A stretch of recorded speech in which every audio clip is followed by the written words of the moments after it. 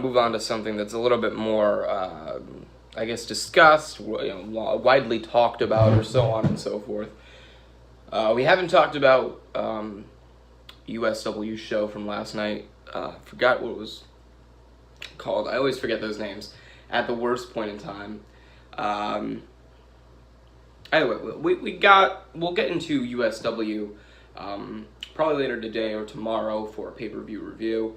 Long story short, there's been a lot of speculation with USW severity product and intensity product, how they differ, and there's always been one question that I've always gotten, and I've seemed to have gotten more in recent memory now after the whole Quest for 10 storyline and angle started going through. But I've always gotten the question of, do you think that Zack Hardy, the Zack Hardy character, will ever break Ric Flair / John Cena's World Championship record? I, for one, can't really say yes or no to that. I can only give you what my thoughts are. So don't automatically take what I say as, oh, Zack Hardy is going to, or confirms that he's going to win 16 World Championships, or he's not going to win 16 World Championships, so on and so forth. Because I'm not saying that. That's not, I wouldn't ever make a statement on something that I'm not very capable of making a statement on. I can give you my opinion, and I think what a lot of people tend to do is they ask me if I will ever break Ric Flair's record, and I always give them the same kind of answer, but they take it for a little bit more than it's worth, as if I'm the booker, and I make these decisions, and I don't, so I can't really say for sure whether I will or will not, or whether my character will or will not. But I've always gotten the question, and as it stands in wrestling, terminology, so to speak, Ric Flair and John Cena have the same record for World Championships at 16. Ric Flair has won many more than 16 World Championships, but since that is the lie that WWE had said that had kind of become second nature of sorts, we're gonna roll with that. And I think it's more realistic than like the 24 that Ric Flair had, because at that point in time, it took me 10 years to win 10. So I've got 24 years of wrestling in my I guess career left to spend, but that doesn't necessarily mean I walk away with 14 more World Championships. So out of the 16 mark, I say Ric Flair's record because while WWE made up the lie to make it 16, rather than like the 24, 25 that it actually was. I'm not going to sit here and praise John Cena's record since he wasn't the world champion, or he hasn't broken the world championship record. That record is still Ric Flair's. The WWE can hold Cena in high praise and so on and so forth for tying the record, but he doesn't actually own the record, and I don't think he ever will own the record. But based off of the 16 world championships, I would love to say 24, but out of wide knowledge, 16 world championships. Do I believe that the Zack Hardy character will ever match up to 16 world championships or break past that? It's a very difficult question to really talk about or answer, I guess, really. You see, the thing I was always under the assumption of was that, how do I phrase this properly? I don't know. I haven't even taken off my jacket, so I'm not in the podcast mindset. The way I've always looked at it is that the World Championships don't matter as much as the performer and his impact matter. However, since World Championships tend to be a long-lasting thing, I would say that there's a yes and a no to that. The no aspect would be around the case because I came into WOW and won 3 World Championships, and I'm pretty sure I would have won more had I not incorporated the Extreme Championship picture, because at that point in time I would have, 2-3 years left, or 2 or 3 years left in WOW before it went under, so I would assume that I would have at least won one more. So I'll chalk that up, but at the time we didn't have many performers. We didn't have many options. So with the World Championship being the top prize, it had to be put on the shoulders of people that it was able to make them stars or give them credibility, so on and so forth. So it was kind of a tool rather than it was an accomplishment. When I came to USW and there were a shit ton more, there was a lot more talent, a shit ton of talent, more so than there was in WOW. Not to say that the guys in WOW were not talented, but when you have 20 guys compared to 60, 70, 80 guys, at that point in time, you're not thinning the pool any longer. And I would say a lot of my world championship reigns in the earlier stages of that time period were because of the fact that there were not a lot of stars, Alex Martin was always a breakout guy. Alexander Rotten was around along that way as well. Chris Ross, say so.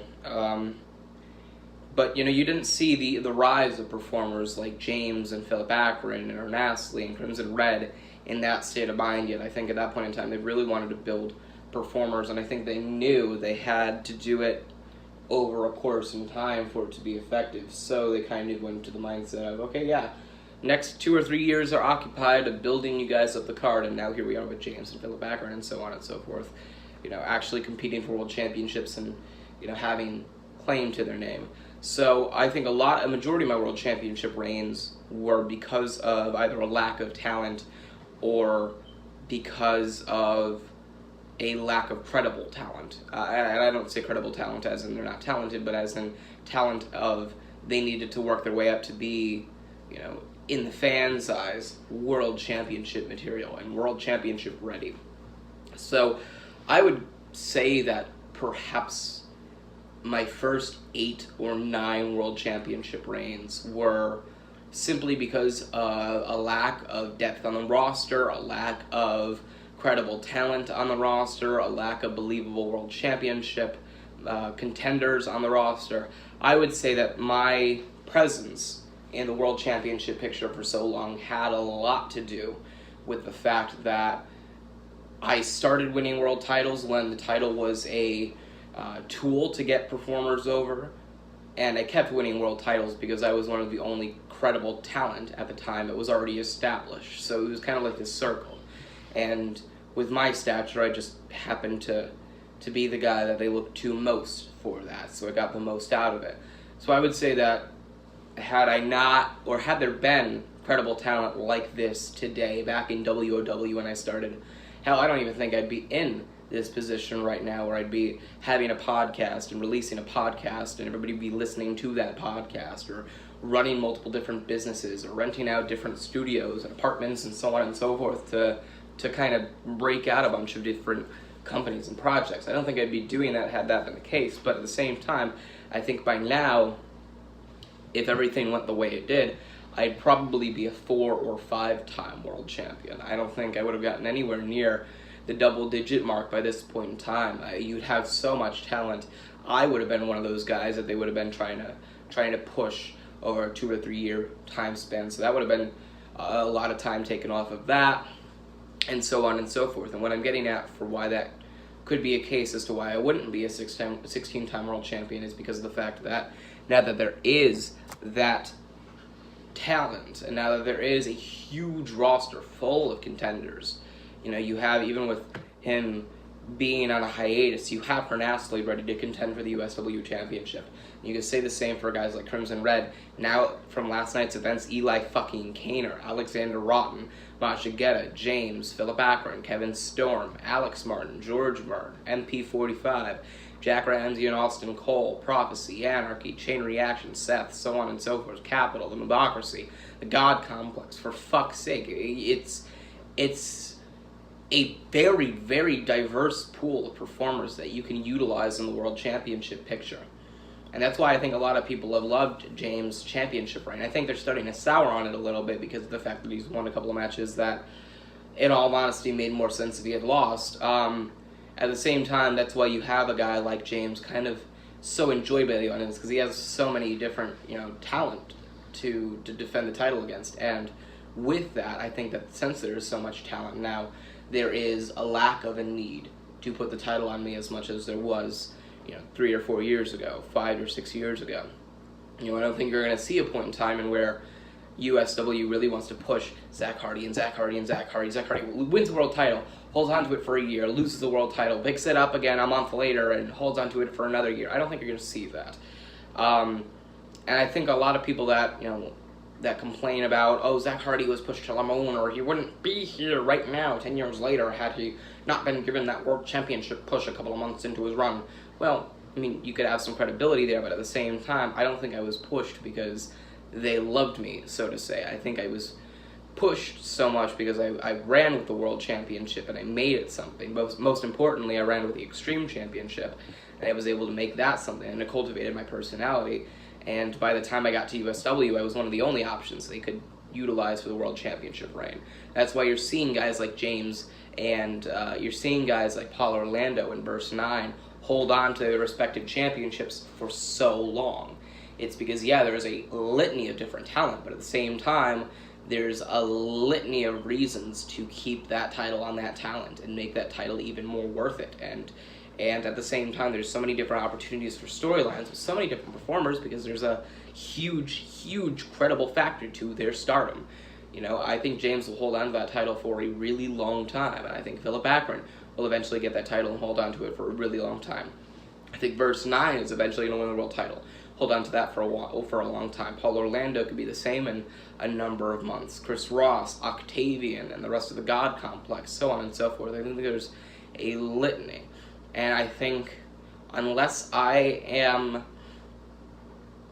in a position where the storyline calls for it, or a character switch, calls for it, or just a completely different direction for a storyline calls for it, I don't think there's a need for the World Championship to be put on me. And I think that's going to remain the case as long as I'm with USW. And I plan on being with USW for a long time, primarily because of the fact that, a number of years ago I wanted to leave and expand and broaden my horizons, but with everything that I'm doing, USW is a beautiful place for a very stable income, and on top of that, a very stable environment. Considering I'm everywhere in the Northeast, every month I at least go everywhere that I need to, at least twice. I'm kind of out and about doing a lot of different things, so I would say that it's a case more so of just the fact that it's very stable and everything, that I'm going to stay there for a while, and I think that gives an opportunity for a 16th World Championship reign and possibly more, but I don't think that the environment calls for it anymore. So I would say that the overwhelming majority is, at the very least, in the near future, I don't see myself getting anywhere near the 16th World Championship. I don't see myself getting that title unless there's a huge shift in demographic within the next year, possibly 2 years. There's no reason for it. You've got guys like James and Philip Akron and Kevin Storm and so on and so forth, really getting involved in the championship picture, the world championship picture in the main event scene, and I don't need to be in it. Benny Franklin and Ezra Kills when he comes back, he'll be in the main event picture. Eli Kaner won the Key and Case of Call to Greatness, and he started out in the Surf and Tanner tag team, and now he's the world champion. You see a litany of talent, and they're all booked in great ways. So when it comes down to it, I don't think there's a need, and unless there's something dramatic that happens, like a huge shortage on talent from injury or whatever, I don't see a need for the World Championship to be put on me. So that's that. I would say that I would lean towards no, at least in the near future. I think eventually perhaps I can get close to the mark, but that depends on how long I wrestle for. However, for those that want to hear me say yes, I'll give you one reason as to why that could be the case. And the case has another thing to do with stardom, but more so the case of diversity. Because I am an established talent, it could be utilized to help increase the stature of talent, like Alex Martin and George Martin and Suzuki Hirakashi with the rest of the Promised Land. Octavian if he came over. Derek Carter for nostalgia. Morbid if he came over for nostalgia.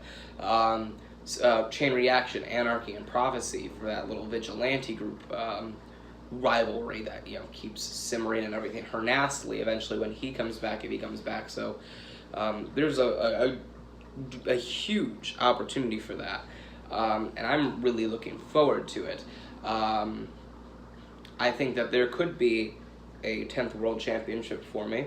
However, when it comes down to it, I think that if that were going to be the case, it would have to be on account of a storyline involving multiple championship shifts. I don't think it's going to happen, and I don't think it's likely to happen, but it's always a possibility. You know, I think if I were implemented into a feud with James over a year-long period, and the storyline called for about 5 different championship changes, I could be walking away from that feud as a 12 or 13-time world champion. So unless there are multiple occasions where that kind of storyline is put in place, which would harbor the USW Championship, so that's why I don't see it as a possibility. But if there were multiple of those storylines, then yes, I would be at 16 World Championship reigns in no time. Mind you, I only have 6 to go, so you know, at least 3 storylines where you have multiple championship changes, and I get more than one World Championship reign I say in quotations, out of it. Then no, I don't see it taking place anytime soon. But I don't think I really want it to either. I don't think personally that I need a 16th World Championship reign. I don't think it's going to prove anything. I don't think I have anything left to prove by winning 16 World Championships. Sure, it'd be great to have my name like engraved in a little banner somewhere, but I think Cena will get to 17 before I'll even get to 11. So yeah, we'll just chalk it up to that anyway. I guess we're cutting short on time. So Hardy Complex back in 60.